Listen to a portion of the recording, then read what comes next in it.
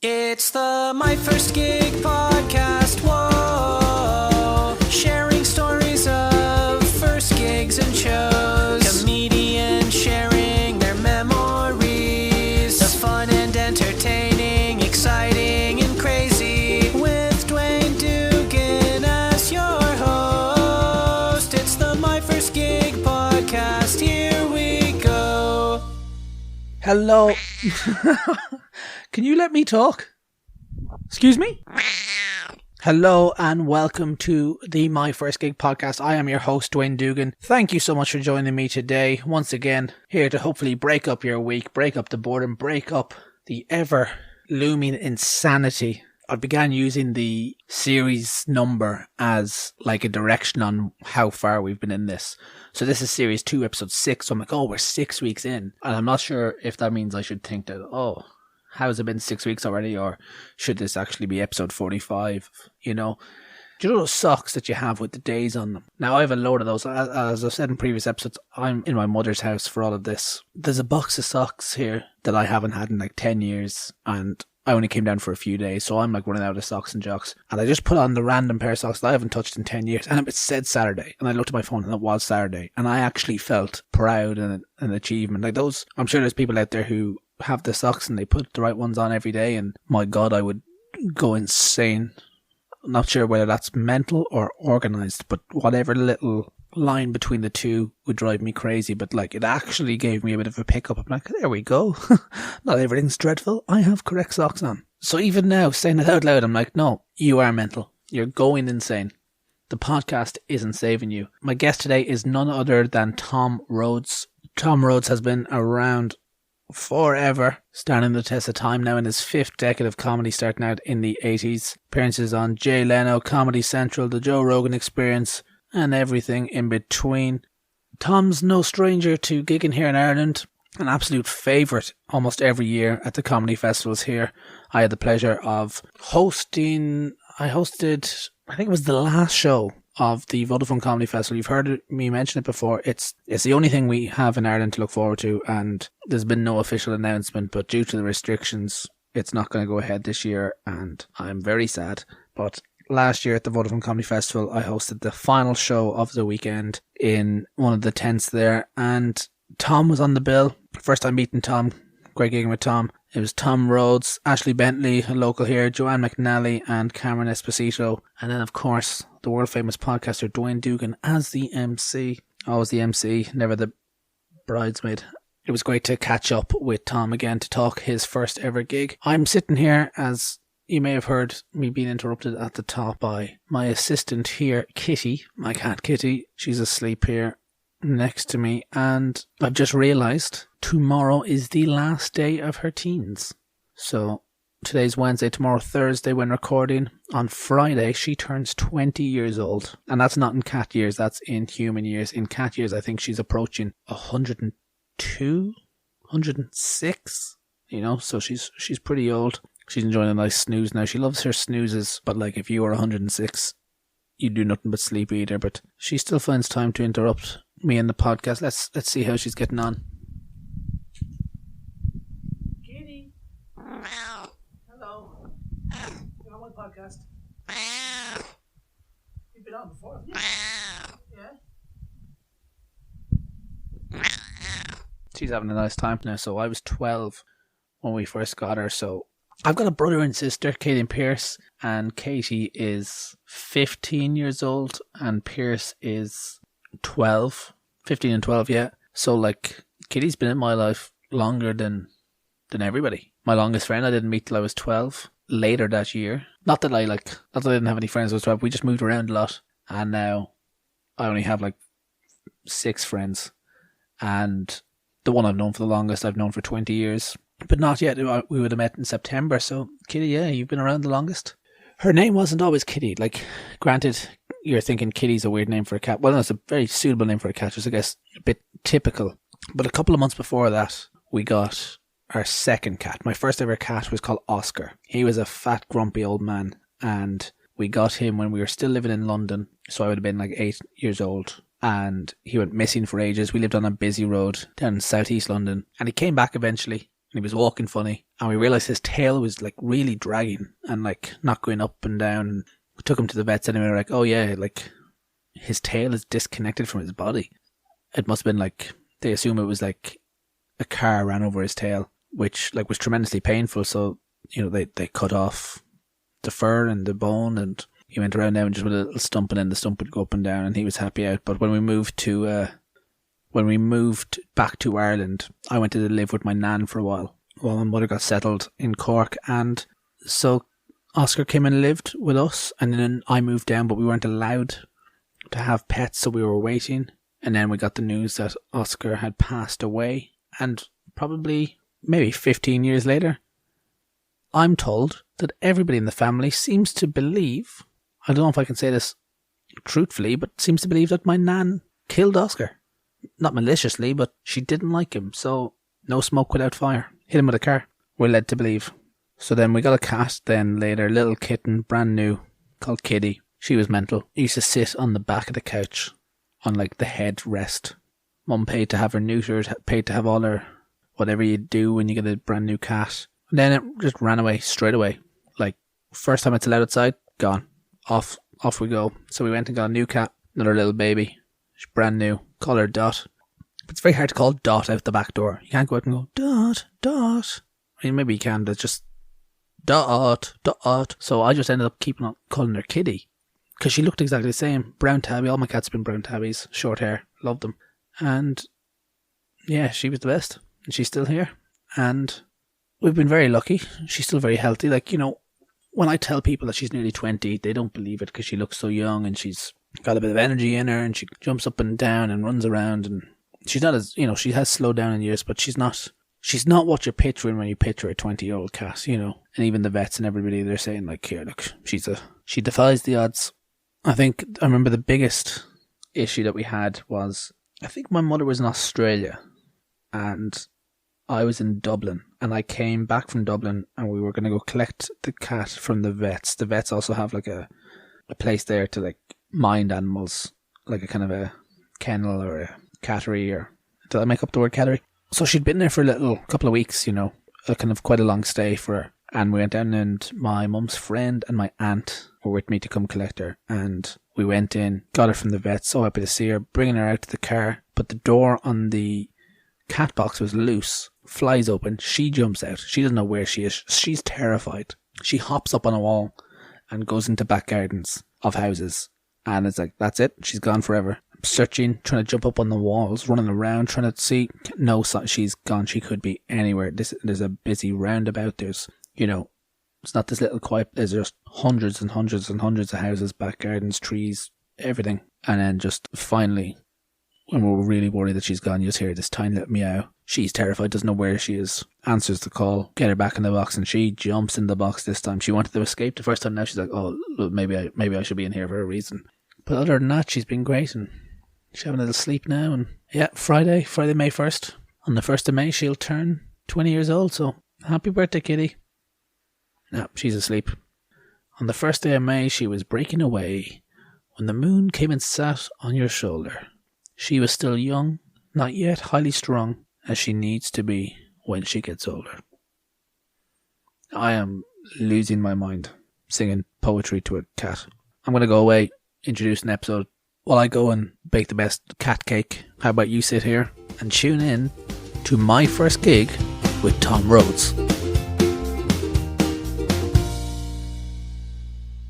Oh man, I'm fantastic.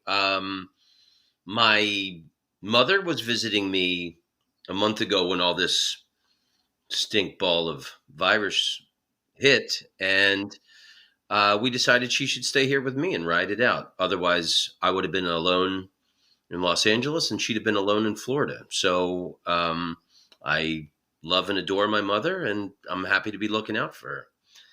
And then also, I would have been, I think, more casual in my attitude about going out if she hadn't have been here. But because she's of advanced age, I kind of do a combat preparedness when I go out. I got my little chemical mask. I got some little black tight chemical gloves, and, really wash shit down when I get back, make her wait in the other room, throw the laundry in the machine, jump in the shower. It's like, real,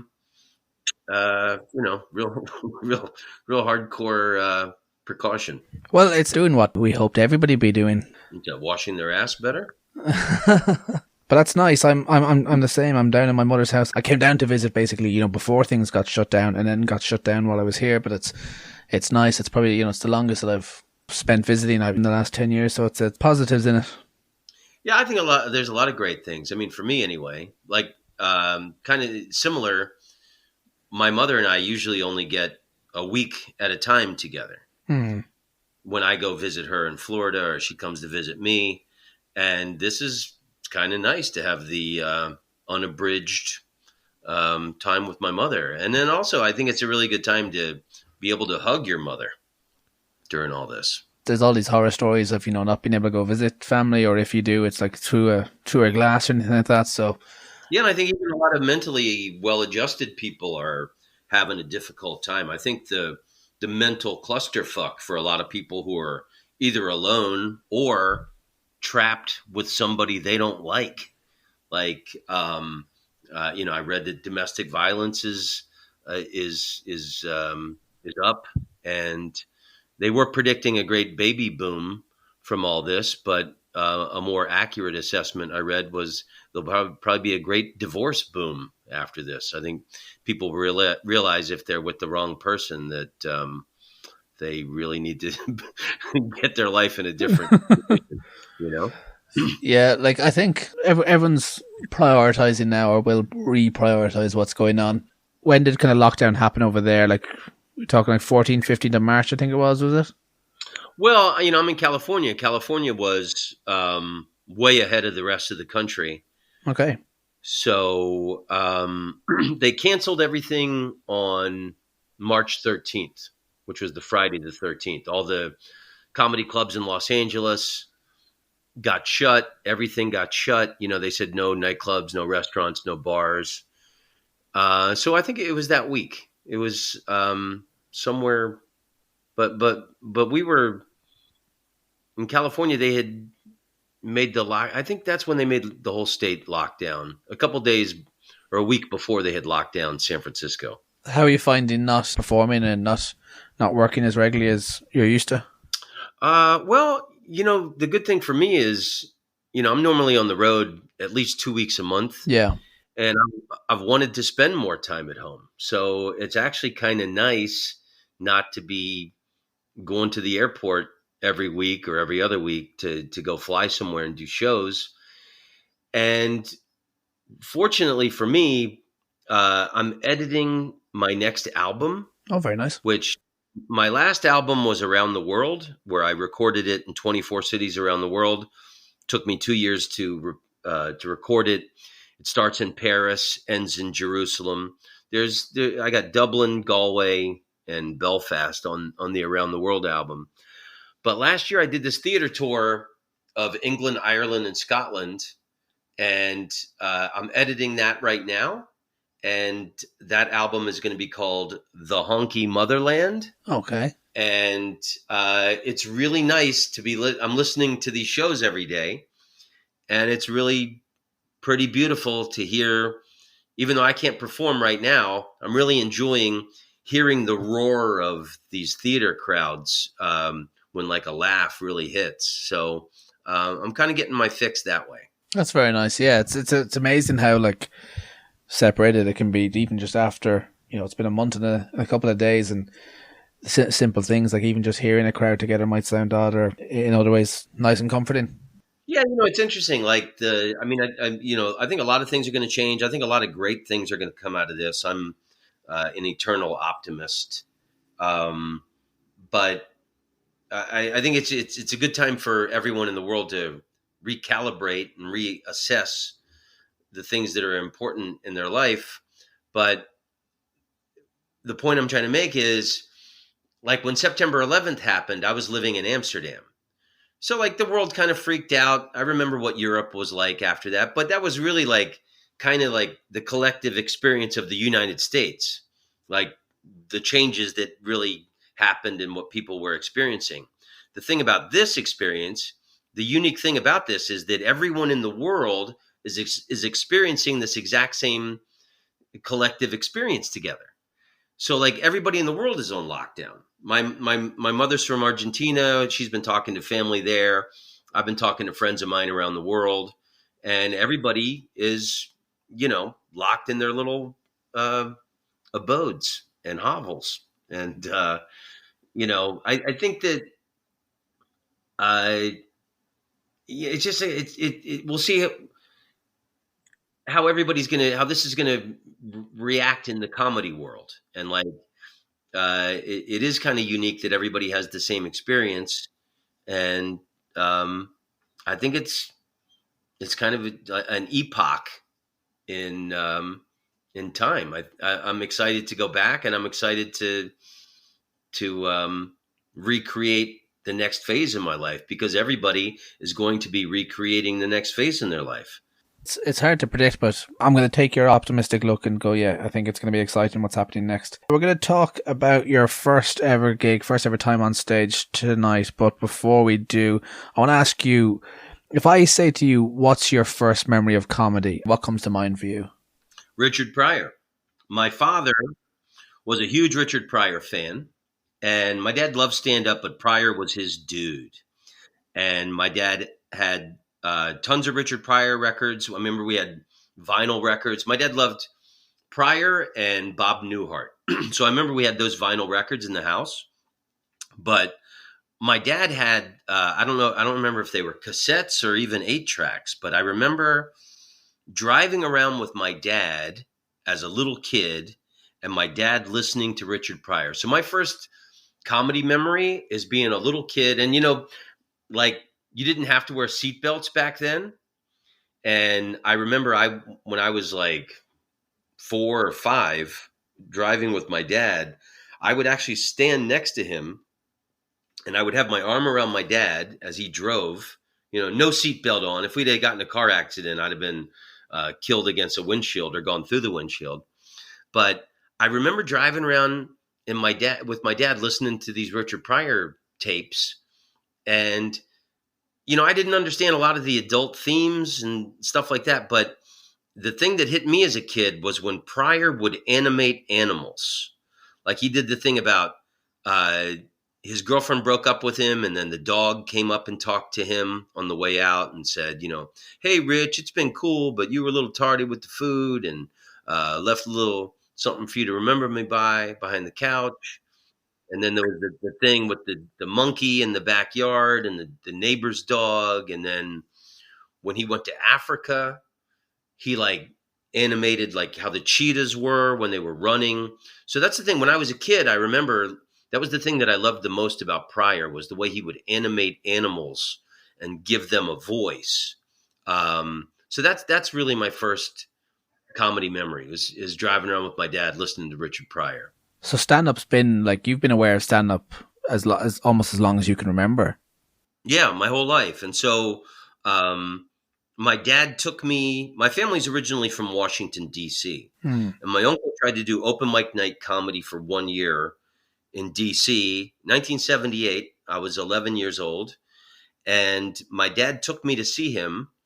And it was at a club called El Brookman's. It was the first place to do stand-up. Club to do stand-up in Washington, D.C.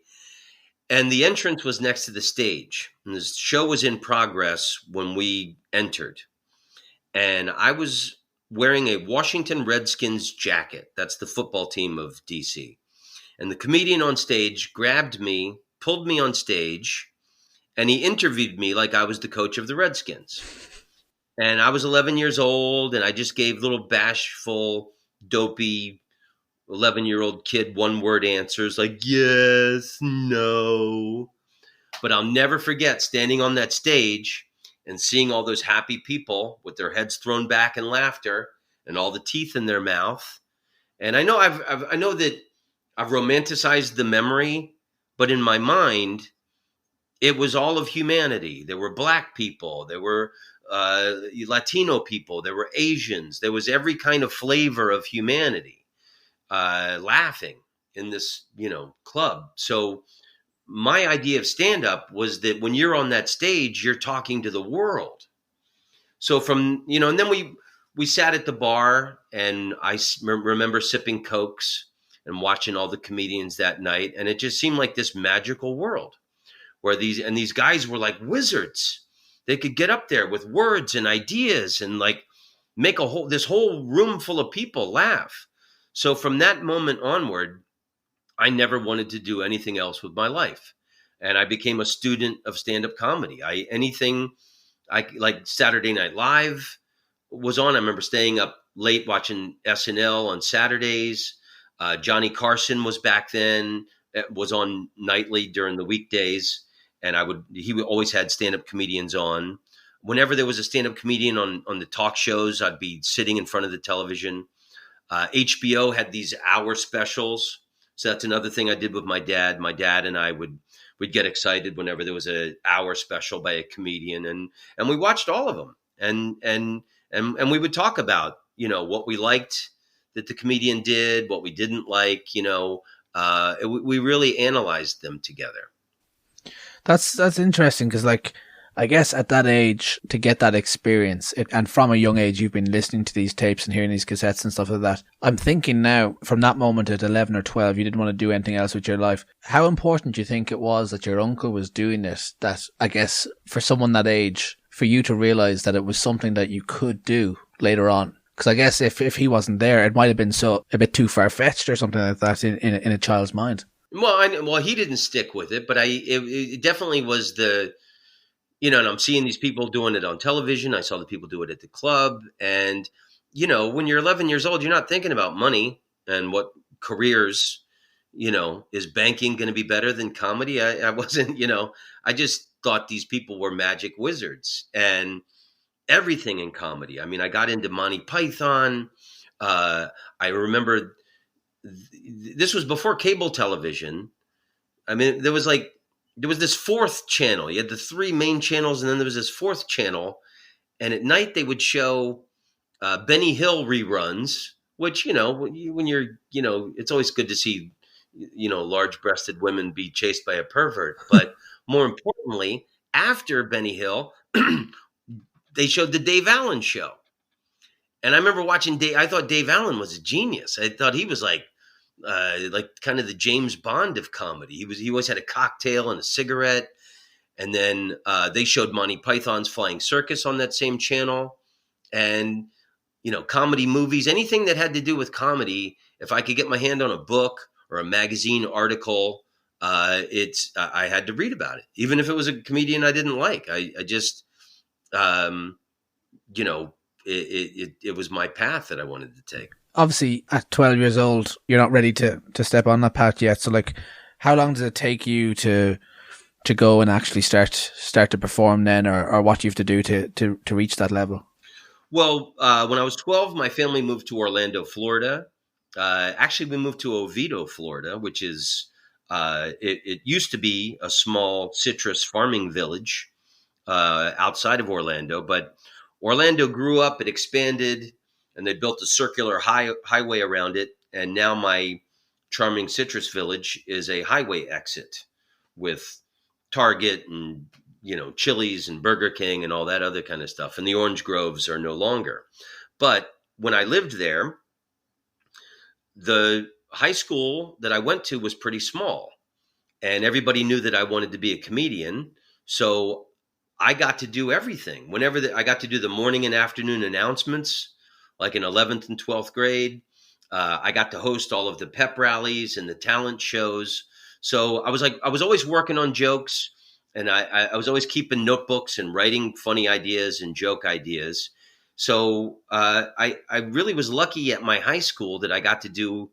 And then most importantly, I have to say, I had this this beautiful man, greatest teacher I've ever had, black and gay. He was the drama and speech teacher, Mr. Martin. And he used to wear purple suede boots. What a cool guy. He gave me the first there was a little stage in his class, and he gave me the first 5 minutes of every class to do my stand-up routine. So the deal was that I made with him was he would give me the first 5 minutes to do a little monologue, and then I'd give the class back to him. And he told me if I ever interrupted him in his class, he would take that privilege away from me. So I was the most well-behaved pupil in his class because he gave me this stage time. And it was great. I got to work on jokes. So my high school really, because it was a little country farmer high school, I got to get all this great stage time. And then a comedy club opened up in Orlando. And when I was 17, on February 4th, 1984, I went to do my first open mic night at the, it was called the Funny Farm at the time. So you're definitely not a shy child anyway. You're well used to getting up in front of people. The Funny Farm opens up. Do you hear about the Funny Farm instantly when you're 17, or does it open up shortly before? Like, I think maybe I don't know. I think maybe it had been open for 6 months or a year when I heard about it. and like once you hear about it, is that in your mind? You're like, right, this is it. This is my chance. I'm off to do this. Well, you had to be 21 to get into the clubs, and I Right. was 17 years old. So my first thought was, how do I get a hold of a fake ID? So in Florida at the time, back then, when you got your driver's license, they gave you a pink slip in case you lost your driver's license so you could have it, replaced. So my older brother let me take his pink slip, and he really drilled me on his personal information. I had to memorize his birth date, his social security number, all this shit. And I went in, and usually a fake ID has been doctored somehow, but this was an actual legal state government document with my picture on it, and it was flawless. So I got, well, actually, my dad drove me to my first open mic night because I didn't have a car, but I had that fake ID, and basically, I guess my career started as a crime, but but it was great because I was 17. It was going to be 4 more years until I was going to be able to get into clubs. So I started out as a comedian when I was 17 because I had this fake ID that was indisputable. So you hear about this club, you get your ID. Like, do you call up the club? Do you go down to check it out? How do you go about getting on stage? I called them first, and I remember you had to be put on the list, and they put me on the list, and then they said they'd give me 5 minutes for like my first open mic. And when you're starting out, I made a couple of props. I had a couple of props that I did. I didn't know what the hell I was doing. I just was trying to be funny any way I could. So I remember I made 2 of the props in art class. One of them was a school crossing sign that I had a stupid joke for. There was another joke, this show called Family Feud. Yeah. Richard Dawson was this English guy, and he was kind of a drunk and a pervert. He'd be like flirting with the moms on this show. I did like and when you get an answer wrong, it's like goes, and there's like a red X. So I painted a red X on a piece of plexiglass, and I remember I did my impression of Richard Dawson at a bar, like trying to hit on a girl, and it was just stupid. And then what was oh my God, then this other one I did, wasn't like, is it like a Kotex, like the maxi pad? I remember I stole it out of my mom's bathroom. I did my impression of Mr. T, who was popular in 1984. And it was just silly. But it took me my first, oh God, I remember I did this other thing where I drew a UPC code on my stomach. The joke was, it was just a dumb joke, but it was just funny that I took a Sharpie marker and I drew on my stomach. So I think it was probably the first 2 or 3 gigs, open mic nights that I did where I had these props. And then I realized I don't need to be carrying around props and shit. I watched what the other guys were doing and thought it was much cooler to not have props. But for my first open mic night, I think for 2.5 of my 5 minutes, I had a little prop to go with the joke. You say you've been performing at the top of class every day and you're waiting all this time, for years is what you want to do. You finally get told, right, here's your 5 minutes. How do you go about either deciding what goes into that 5 minutes or condensing stuff into 5 minutes? Or you probably had too much you wanted to say, I'd say, in that first time getting up there. Yeah, I mean, I had time to prepare, but the difference is I was telling jokes in the high school for teenagers, and I knew I was going to the adult world. So, I was nervous about that. And I only had teenage experiences at the time. I don't think I did this on my first open mic night, but it was a really early joke that I did that always got a laugh. And I think my first year of doing stand-up, it was probably like my strongest joke. But I told the story about I was on a date with a girl, and we're parking after the date, and we're making out and kissing. And I made my big move. I unbuttoned her pants, and she grabbed my wrist, and she pushed my hand away, and she said, "If I do anything with you, what's it gonna mean?" And I said, "Well, for you, a ride home." Which, come on, it's, from 2020 perspective, it was a very sexist and, mill pig thing to say. But in 1984, when you're scraping to find something funny to tell an adult audience, that joke was a killer and it worked every time.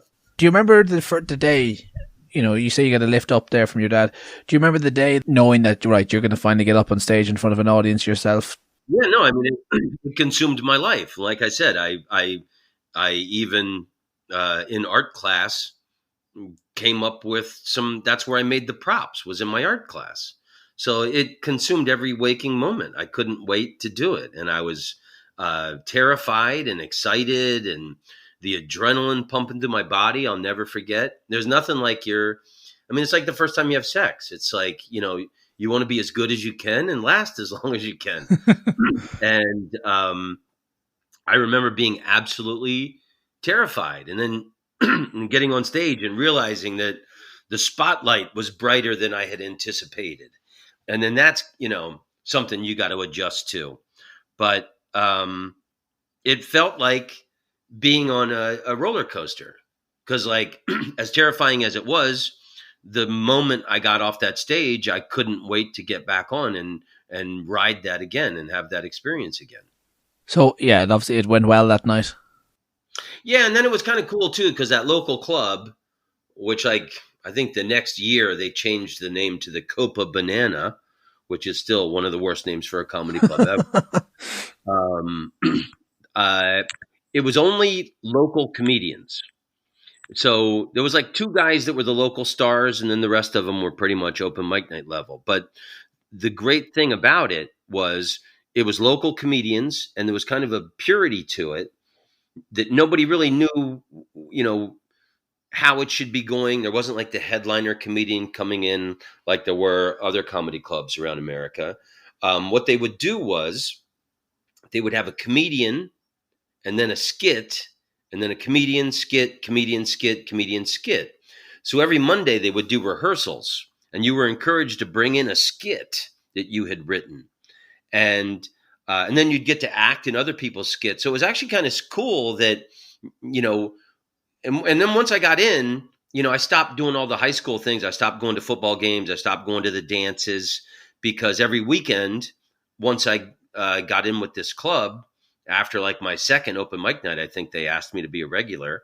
I got to go to this comedy club every weekend. So not only did I get to do my little 10-minute set every week or every Friday and Saturday, but I got to be in and act in a skit.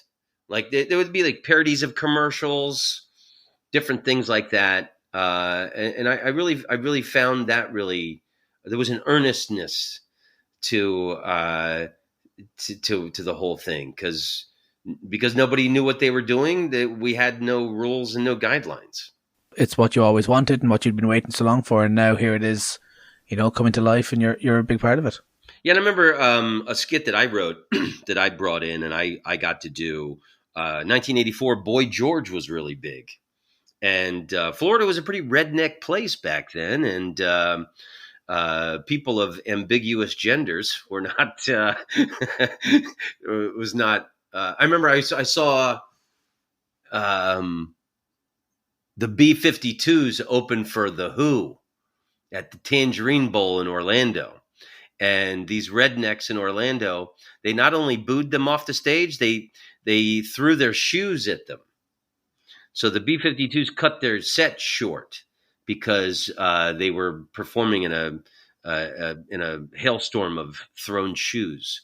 So that should give you an idea of how Central Florida felt about Boy George also. So I did this character called Boy Tom. And I had taken a Twister board, the little cloth Yeah. board game for Twister. It's got all the big brightly colored circles. So I cut a head hole and I made a dress out of it. And I did this. I remember, I'm a comedian. I tell the jokes. Something along those lines. Fantastic. But I mean, it was just fun, and it was cooler than, hanging out with high school kids every weekend. I enjoyed, and then also like God, Florida in the '80s, it was so much cocaine. People would, I remember, that first year or so, like people would come up if they thought you did a good set, they'd shake your hand, and there'd be like a folded up dollar with like a gram of coke in it. And I was still playing baseball in high school. And I was terrified of drugs. So whenever that happened to me, I would give my little folded up dollar with a gram of cocaine to the older comedians. So they all loved me. I want to go back to that first night. It must have been cool having your dad there, having, I guess, spent so many years listening to stand-up and him introducing you to stand-up and being a big fan himself, to have him there your first time on stage. Yeah, I really credit my father with, he's the reason I'm a comedian. And that was really great because after the show, and then he drove me to my second open mic night too. And I remember driving home with him and talking about it, what worked and what didn't work, and, mistakes I made and just how to correct it and how to, stay focused and cool like a gunfighter and not let certain things jangle your nerves when you're up there, and like, oh, that joke didn't work. That's probably best to drop that one. And, oh, that one really worked. And, things like that. Do you remember any of the names of the people who were around at the time, or if any of them did you keep up with any of them as the years passed? I remember every one of them, and none of them still do comedy. If I could take you today, take you back to the Funny Farm right before you're about to go on stage, if you could take yourself aside and have a minute or two with you, what do you think you'd say if you had a moment to speak with yourself? Well,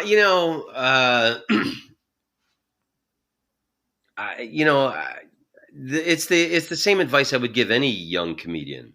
Don't be so hard on yourself. I think a lot of comedians are perfectionists, and a lot of comedians beat themselves up, especially in your first 10 years of being a comedian. You could have a great set and then like you're unhappy because one or two jokes didn't work. Oh, well, that thing didn't work, or the new thing I'm trying didn't come out of my mouth properly. I think the best thing you can do is be your own best friend. And how are best friends? They're nice to each other. They don't make each other feel shitty. So you got to be your own best friend in this business.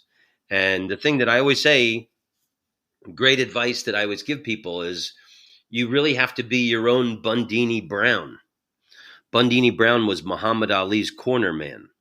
Bundini Brown is the guy who came up with the float like a butterfly, sting like a bee poem. And he was Muhammad Ali's corner man for his entire career. So you need to be that guy in your own mind for your own self as a comedian. And he's not saying you suck. He's telling you to stay off the ropes. You're the champ.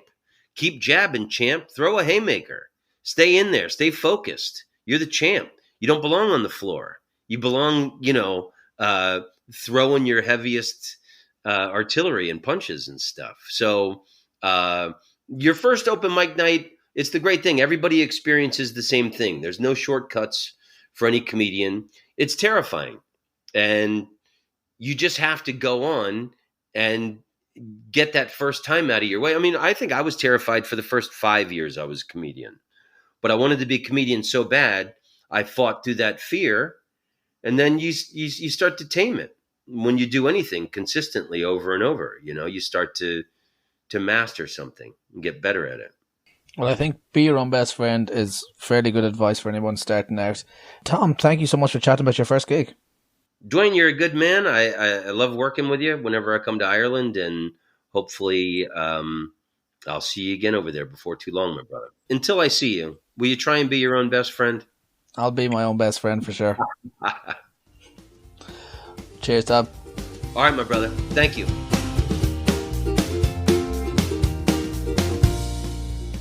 Be your own best friend. Good advice now. Good advice in the before. Good advice in the after. Good mantra that we could all follow. To quote RuPaul, if you can't love yourself, how in the hell are you going to love anybody else? How about you start trying to love yourself by being your own best friend? Give yourself some advice. Cut yourself some slack. The world's going through a tough time. Easy to beat yourself up. Saying no, you're doing a good job. Proud of you. Excited for the future.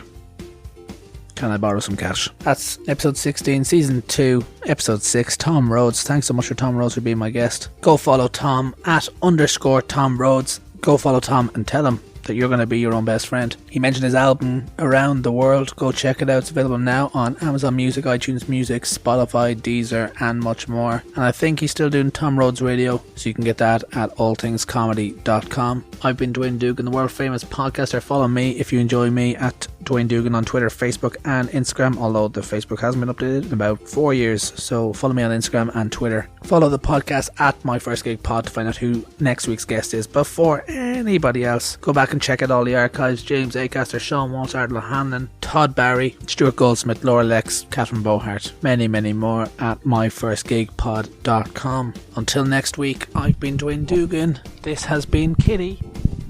Well, now she won't wake up. Come on, here, say goodbye. Oh, that's a fuck off, not a goodbye. Okay, right. See you next week, guys. Doodles. It's the My First Gig podcast. Whoa. You've just listened to the My First Gig podcast with Dwayne Dugan. New episode every Wednesday. You've been listening to a Cherry Podcast Network production.